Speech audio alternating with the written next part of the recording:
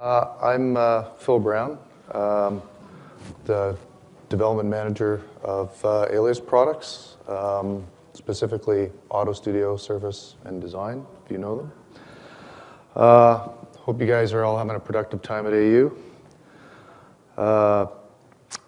So I'm going to talk to you in a bit about reverse engineering for Class A modeling and automotive design. I'm not going to really delve into Class A modeling a whole lot because if you were at the presentation previous done by Barry over here, he did a pretty good job of getting into the depths of that.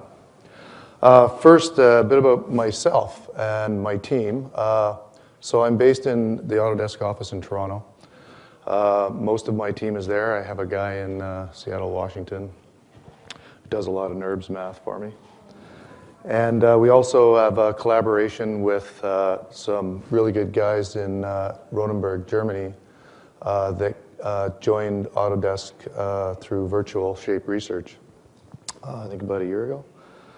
But we had been working with them for a couple of years before that as well, and they've been helping us write tools in Alias. I went to the University of Waterloo in 1985, which seems like a lifetime ago. I graduated Bachelor of Math in the Computer Science department there. But the most important part, actually, of that was the co-op program that they have at Waterloo, where students work 4 months, go to school 4 months, and alternate, and it provides a lot of really good industry experience. And the reason I mention that is because through the life of the development of Alias, we've actually been hiring a lot of co-op students from the University of Waterloo, and they've contributed a lot to the product, and we've contributed to their education, and it's a good relationship with the school. My work background, has been software development ever since I left school. I've had 2 jobs in my life. The first one lasted for 5 years, and the second one, the one I have now, is the one worth talking about, and that started when I joined Alias Research in 1991 after applying at the previous SIGGRAPH, and it was my dream company, and I got the job and was very surprised, actually, and figured I'd peaked in my career too early. I was hired as a translator developer, so I worked on IGES translators, step translators, that sort of thing. I also worked on the wire file format, which has gone through, I think, 3 iterations in the Alias lifetime. The second one was my fault, which is maybe why there's a third one.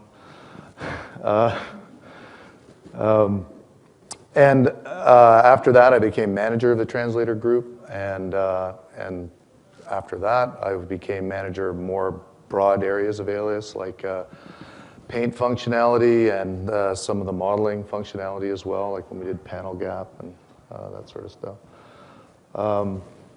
And through the various acquisitions, SGI, Excel, KKR, so we're talking a couple of decades, and then into when we joined Autodesk in 2006. And I continued as a software development manager for Alias, but also took on responsibility for Sketchbook Desktop, and then the first version of Sketchbook Mobile on iOS. I managed that and helped sort of co-managed with a manager in China on the Android version of that. And I've also been doing release management and product installer development management and some QA management. So essentially, I've been doing what it takes to get the product out the door every year with new features and bug fixes, and that hopefully improves the customer's workflow. And after 23 years, I'm still passionate about a product because I see what customers are doing with it, and it's really fantastic, and that motivates myself and my team. And if you've ever been on the beta program, for example, you may have met some of my team or conversed with them on the forum, and they're always jazzed to communicate with you. Why am I at Autodesk University? This is my first AU, actually, and I'm here to learn. I'm going to talk about some new features in Alias 2015 about reverse engineering. And we're really just starting up, I think, this agenda again. We've had reverse engineering functionality for a long time, and we're starting to do some more work now. And I want to get your feedback and ideas for how to take it forward in the future. So that's part of the reason why I'm here, to network with customers and also my colleagues. Autodesk is a global company, and I work with people all over the world and don't see them very much, so it's good to connect with some of them here. I'll have a Q&A session at the end, we can, hopefully, if I have enough time, so we can talk about any wild ideas you have or questions. I'll try and answer them. Having been in management a long time and covered a lot of different areas, my knowledge is perhaps broad, but maybe not so deep. So depending on how specific your question is, might depend on how I can answer it. So I'm really at the beginning of this presentation is going to be kind of like an overview of workflow to do reverse engineering, so traditional workflow. But what I really want to get to is to show you some improvements we've made in the software that'll actually hopefully make the process of reverse engineering faster. I'm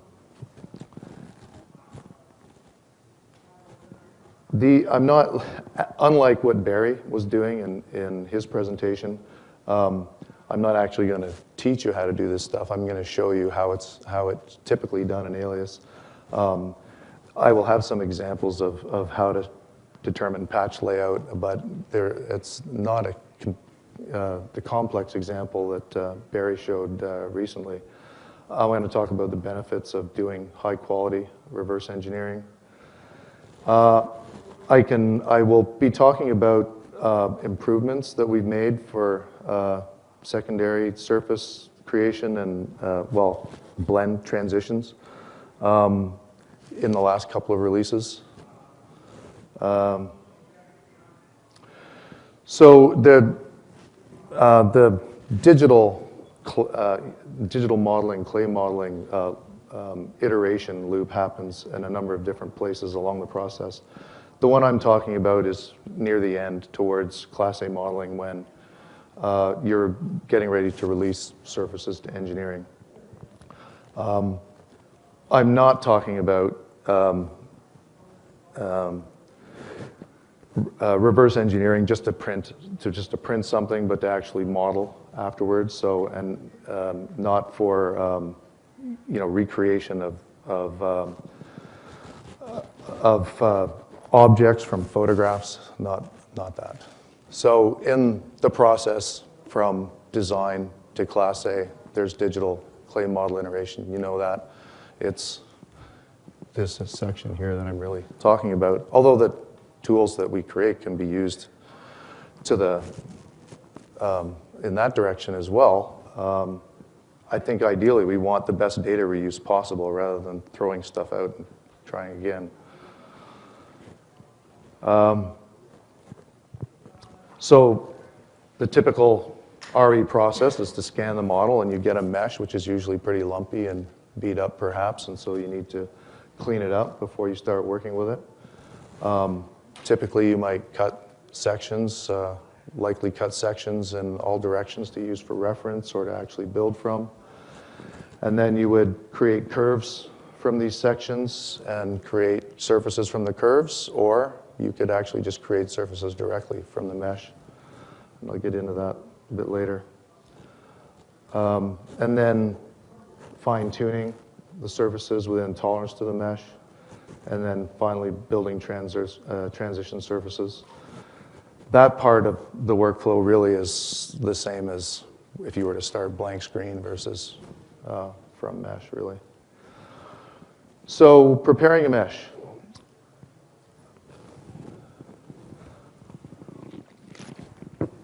We have, Alias has had a number of tools for dealing with meshes. We have a mesh repair tool that will analyze and fix manifold areas and degenerate triangles, and it'll make your triangle orientation consistent. It will identify holes, which you can subsequently fill with the mesh hole fill tool. And you can smooth any serious anomalies over with the smooth tool. We have a mesh subsetting tool to cut the mesh up into areas of interest. Likely it's going to be very huge, so it would be useful to only work on the parts you want to work on. Then you would cut sections and organize the sections in using your object lister and layers. I have a video that will actually demonstrate that workflow, but I'm going to save it for later because I want to show some new improvements that we've got, and I want to start with the more traditional stuff first. This is some videos made by a former colleague of mine, Niels Kremser, and it shows traditional, typical workflow for reverse engineering. The object in question is not extremely complicated, so the patch layout determination isn't rocket science in this case. If I can make this play. In this video, Niels is going to cut. Whoops. Will this actually play it?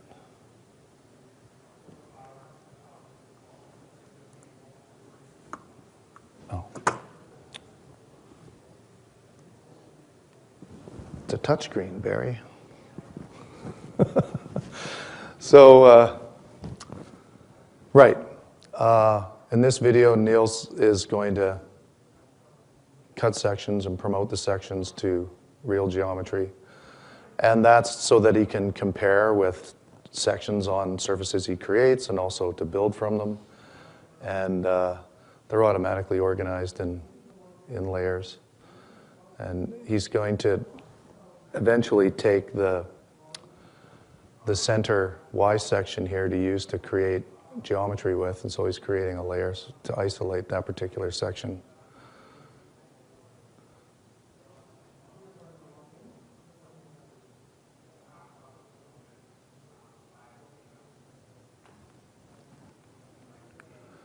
And there he grabs the middle one.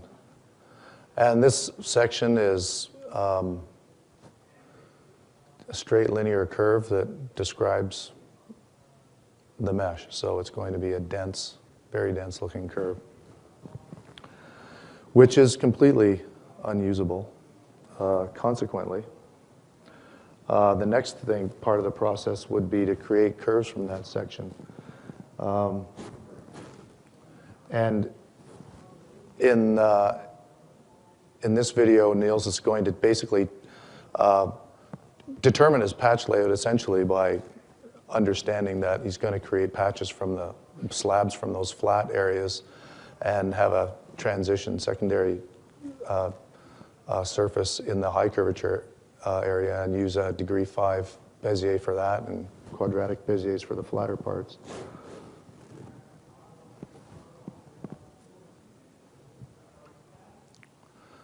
Here he used his fit curve to put a quadratic Bezier on this and checks the deviation to make sure it's all cool.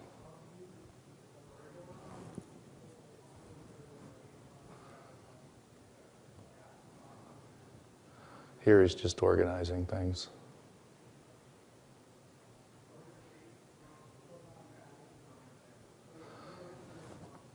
So next he's just going to use edit point curves and raise the degree to quadratic and make them, as Barry had mentioned in the previous class, starting as simple as possible because things are going to get very complex later on. So the simpler you can keep things throughout the process, the better your life's going to be further on down. And here he checking the deviation.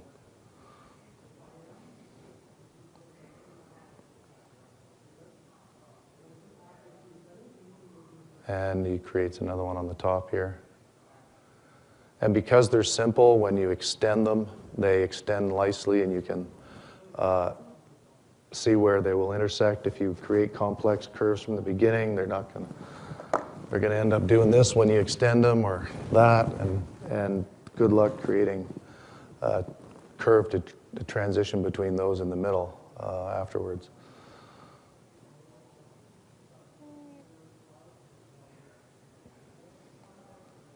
So as you can see, he's doing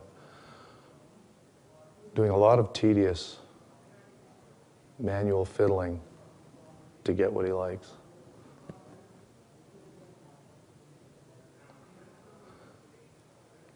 So then he'll scale them back to the point of transition to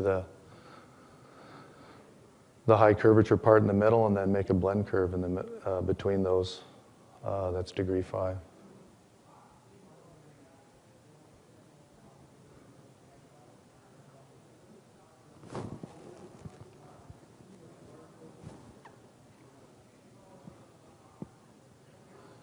And at this point, now he's going to use a combination of extending back those quadratics and using the blend curve functions to tweak the blend curve to get the shape of the curve to match the section, and also shortly to get to evaluate the curvature between the 3 curves.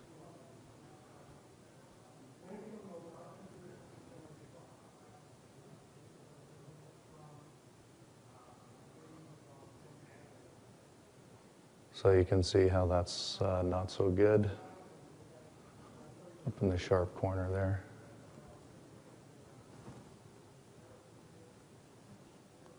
Not so good here. This is what he's fixing.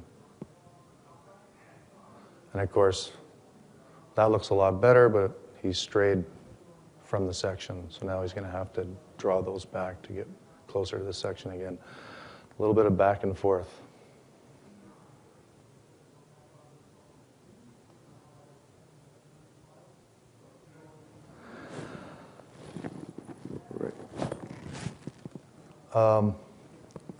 In this next video now, he's going to create surfaces from the curves he makes, and he made in the last one. And he's brought in the sections that he'd cut from before to match to. And he's going to create a double-sided draft surface with this center line. And because this object is obviously, this console is symmetric, he's going to use symmetry planes so that when he starts doing direct modeling, he can do one side and the other side will follow.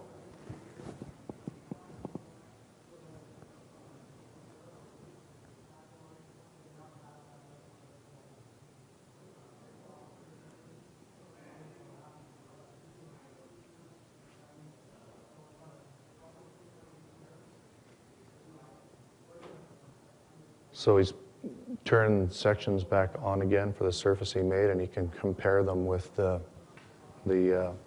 geometry sections from that he'd cut previously.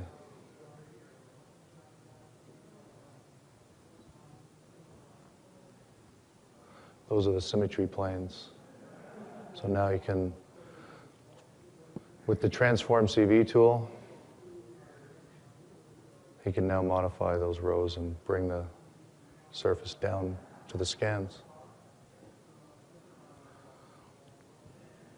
The Transform CV tool is pretty much a bread and butter tool in this process, along with Align.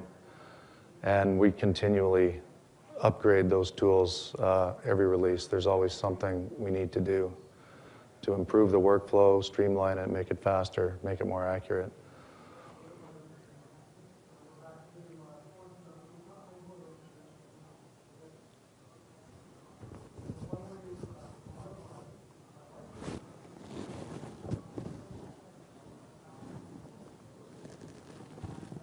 And in this one, he now fine-tunes these surfaces to get curvature continuity between the 3 of them. He's going to align them first.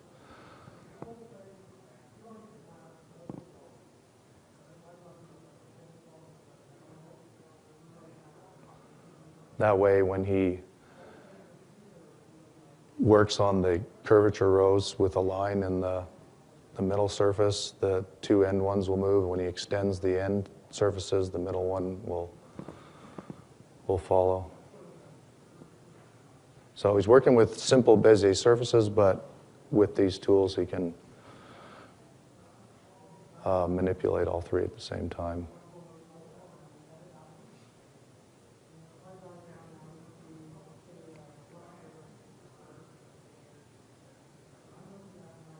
So he's got, I think those are the Z sections. And yes, Z and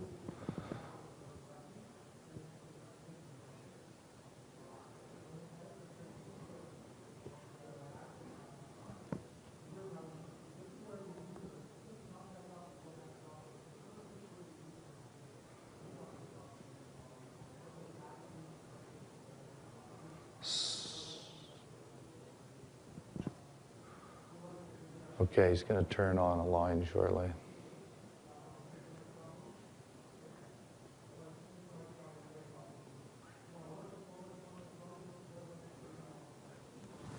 He's turned sections on for these three surfaces. And we'll now go through a process of manipulating the rows of the degree 5 surface and extending or negatively extending the end surfaces back and forth until he gets a good fit to the sections and he gets the continuity he likes.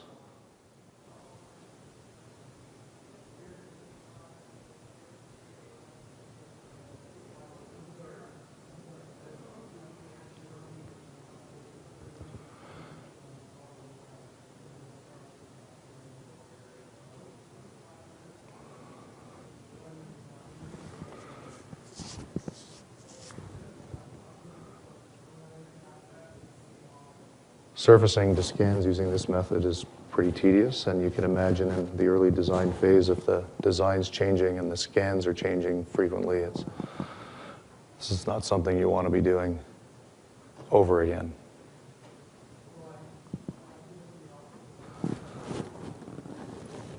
This is just sort of a slight departure from that. Instead of actually building that high curvature curve in the middle, you could not do that. Just create the flatter overbuilt surfaces and intersect and trim them, and then use surface transition tools to create the high curvature surface in the middle. Oops. I wanted to hit play.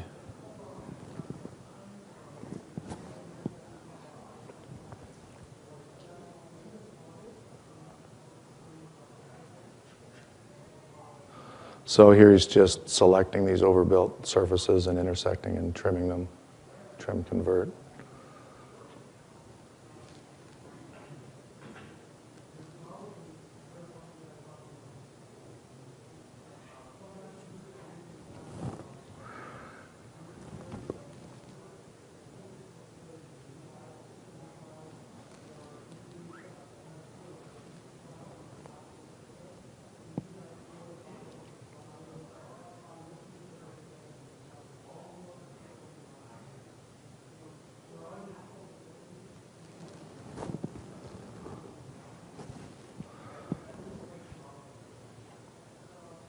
And eventually he ends up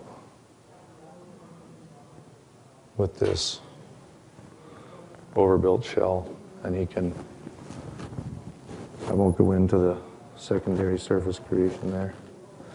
Then finally building transition surfaces. And this really is just showing building general fillets. This is also 2013, so you're not actually seeing the form factor UI in this particular video. But the last two releases, 2014 and 2015, we've done a significant amount of work in the filleting tools, in all of the rolled edge tools, surface fillet, symmetric fillet, fillet flange, panel gap, freeform blend. We've put this form factor we've introduced form factor so that those tools will create fillets that will all work with each other when the tools are used in conjunction. We've also worked on the chord fillet math. We've rewritten that so that chordal fillets play nicer with freeform blend. And we've worked on fillet extensions. All of this is really to get consistency in all of the tools that are building transition surfaces. Just to finish this off, this is just evaluating the final result. In this particular case, the tessellation tolerance is low, so he just cranks it up to make sure that that's what the problem is, not his model.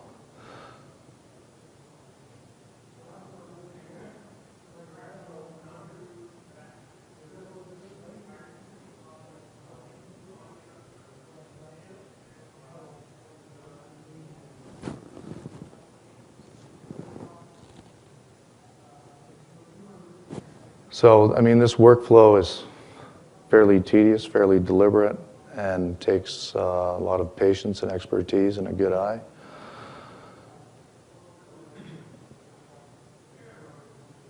And there's the final console.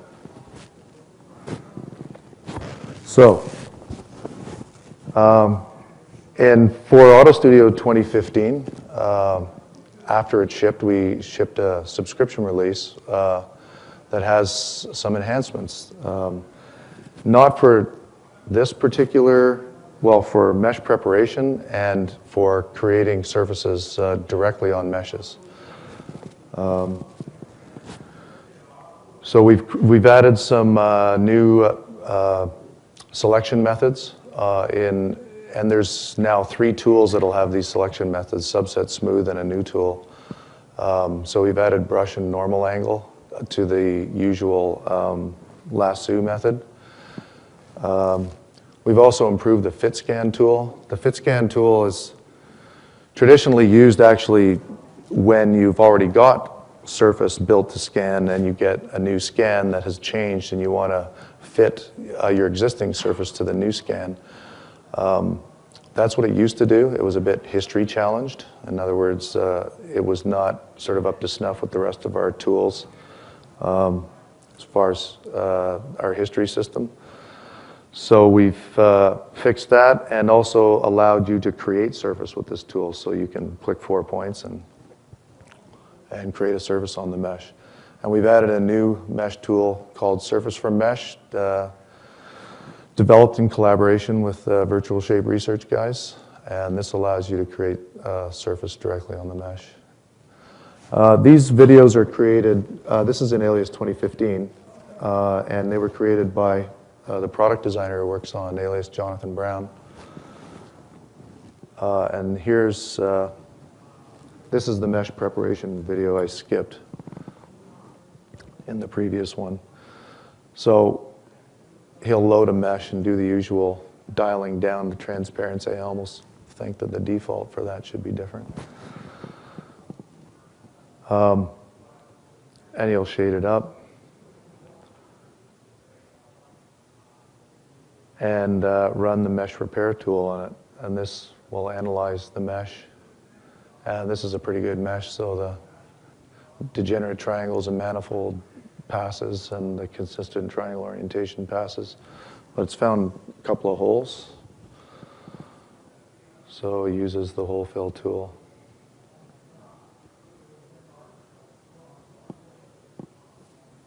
This existed before 2015, but when we get to subset and smooth, we'll see the new selection methods in action.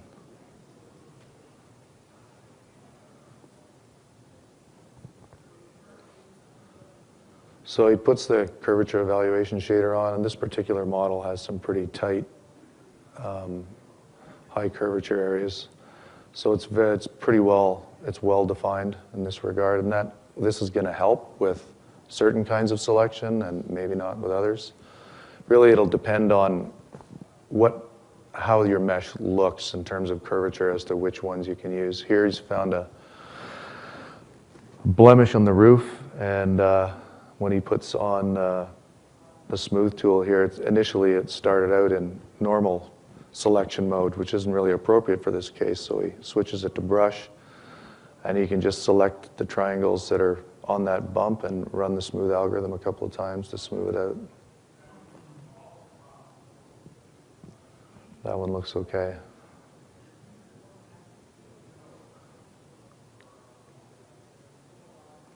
So next he'll bring up the mesh subset tool. And here's a demonstration of normal angle selection on the roof, where you can essentially set a normal angle and it will select triangles within that range. You increase the range. In this case, it went too far. You can right-click on areas you don't want, so you can adjust the selection until you get it right. And you'll see later, actually, that for this roof, there's a better way to select those triangles. That just gives you some idea of now extra functionality you have for mesh selection. So he'll subset this mesh using the usual lasso because we want to get rid of the block on the bottom.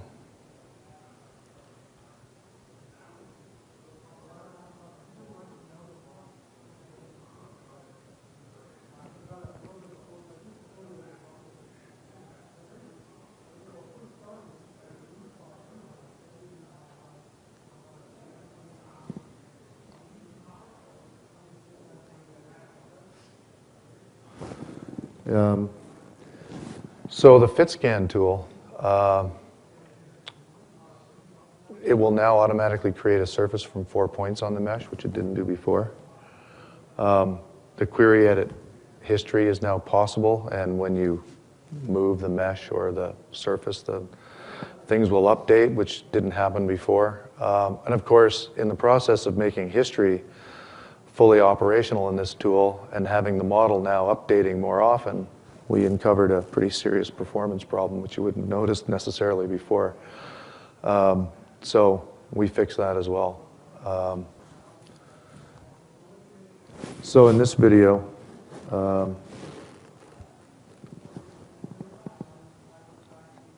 Jonathan will show you the new fit scan workflow. And from a he puts the curvature evaluation shader on again, and to find, he's going to surface this body side here, and he's using paint tools, much like Barry showed in his presentation, to mark out the areas where he thinks his surfaces should be. This particular body side is a bit of an S shape, so he's going to choose to, well, he's not doing the entire side here for the purposes of time, so he's just going to build 3 surfaces along the side here in the 3 different major areas of curvature. So he just drops 4 points down, and there's a surface. And you can drag the corners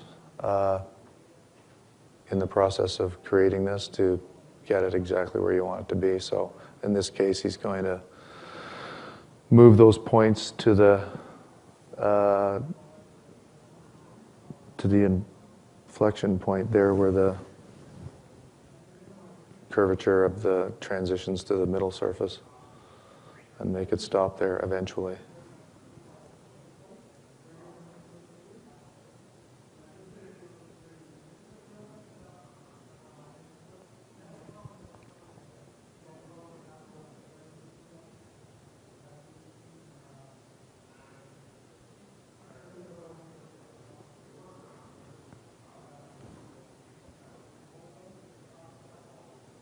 And I think at some point you'll turn the deviation on.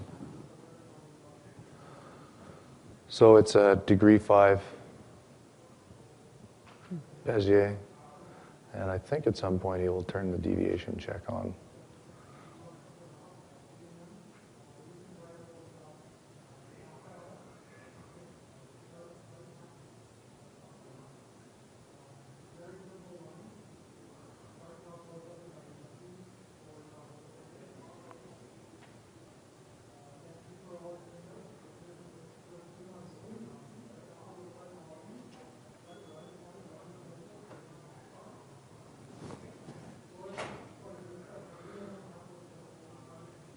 Oh, maybe not now.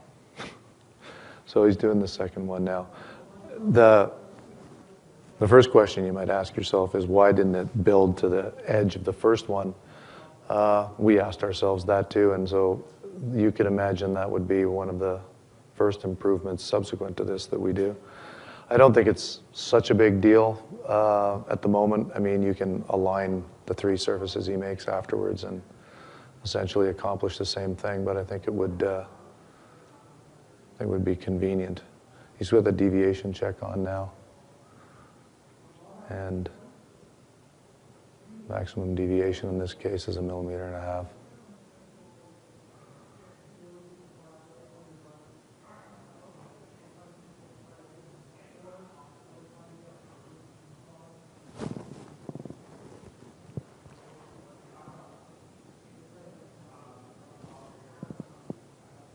And this one's 0.5 millimeter.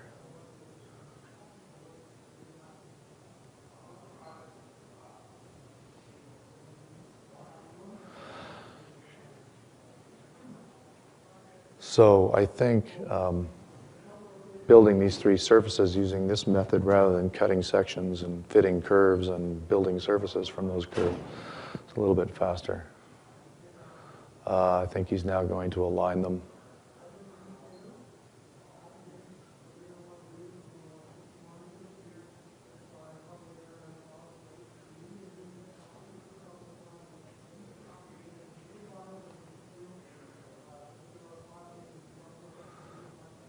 And he's got the green C.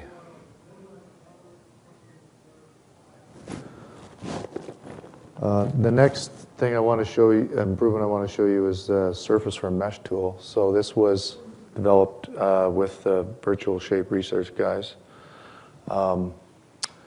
This tool actually has an additional selection method for curvature, and it has the other methods I mentioned as well. This tool will create simple surfaces, that is within inside the boundary of the selected selection, or a theoretical surface which will overbuild a surface to encompass the whole selection, or it'll create boundaries that will match the shape of the selection. And it comes with a smoothing option.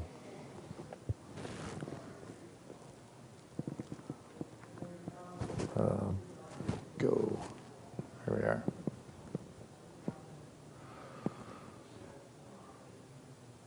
So he's put on some sections for reference.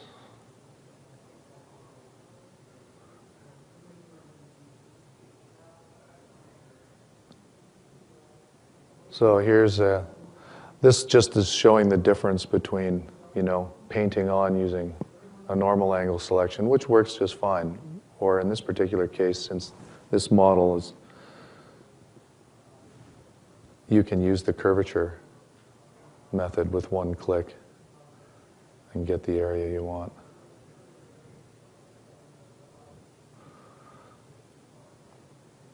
So he just hits build, and that's the simple surface that's contained within the selection. And you'll change that. This is the mesh boundary version of it, where the boundaries of the surface are trying to match the selection area, and then the overbuilt theoretical surface.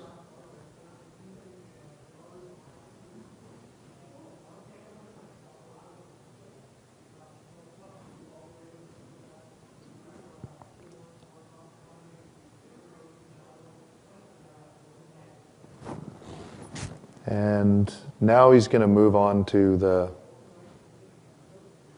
we'll do the body side like we did with the fit scan tool. In this case, though, he's going to choose his similar patch selection, but he's going to use the brush mode, to select the mesh.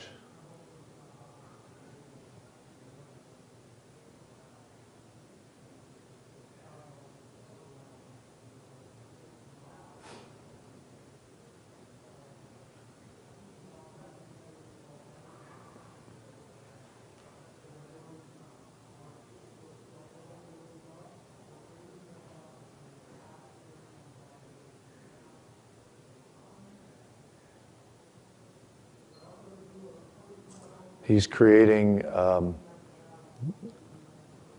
theoretical surfaces in this case.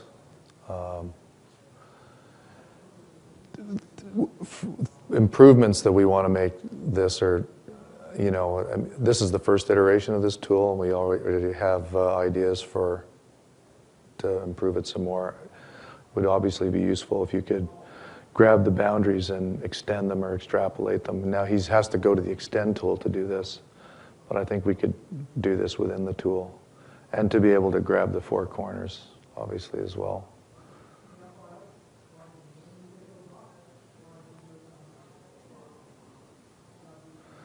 And now we'll go to the back side of the car, and we'll see similar workflow, but he'll use smooth as well.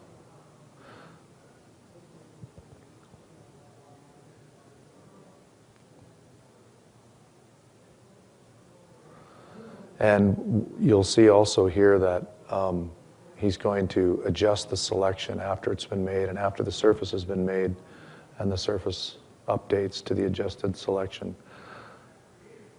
He's checking deviation, and you'll find that somewhere down here, the triangles of influence, there's the deviation to some degree, and they don't need to be considered, I think, without losing design intent, so he can erase some of those triangles from consideration, and the surface will update, and you'll get a better surface out of it. There.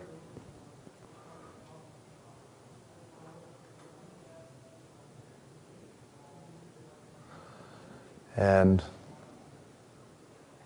after this, you just use other tools for tweaking the surface that you would normally do.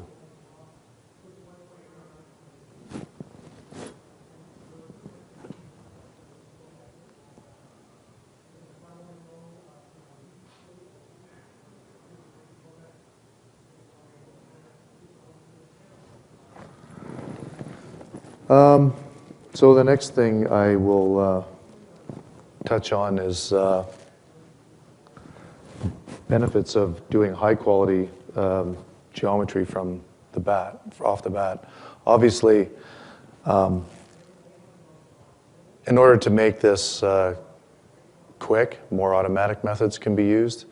I think it's, however, you end up with geometry that's more multi-span NURBS, that's much easier, much harder to deal with afterwards, and systems that produce that kind of stuff, it's great for getting quick output that maybe you can use to print again, perhaps, but you have little control.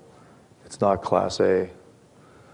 In Alias, the methods are manual and semi-automatic, and we're trying to add basically more to the semi-automatic angle of this to improve the amount of time it takes you to do this, but also allow you to keep the quality and the control over your model so that it's easier to edit later. It's lighter, surfaces are more controllable, you keep the design intent. And in fact, maybe early on in the process, if it's easier to create models from scan, you may not be so fussed about doing things over again, or throwing models out and doing them over again, because it should be easier to control. So that's pretty much it for my presentation. So based on the feedback we've got so far on these tools, as I said, from surface to mesh, we want to try and add some manual extension, extrapolation of the boundaries after the surface is created. We want to add corner manipulators, like in the fit scan tool, and probably add symmetry, actually, to the surface to mesh tool, so you can create double-sided surfaces. And we have, there's other grander ideas. If you were at the Automotive lunch the other day, Steve Hooper mentioned this live scan workflow, which is a project that we've only just really started thinking about now. But with the joint with Delcam joining the company, I think there's more opportunity for collaboration with expertise there to get a faster iterative, digital clay workflow. So I'm looking forward to working with them soon on that. And also we'll continue to collaborate with the virtual shape research developers in Ronenberg. They provide a lot of good mathematical expertise. And that's basically it. And don't forget to fill out the session feedback form. And are there any questions?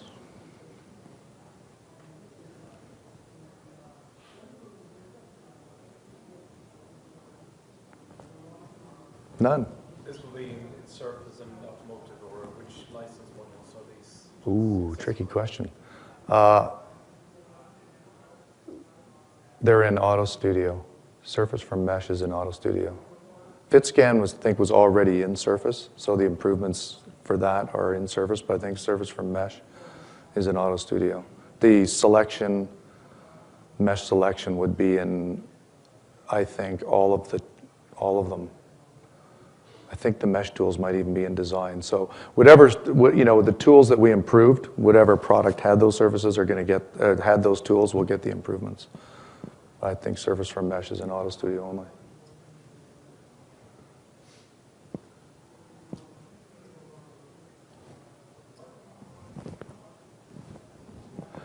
Well, if there's nothing else, you got 15 minutes back to your day.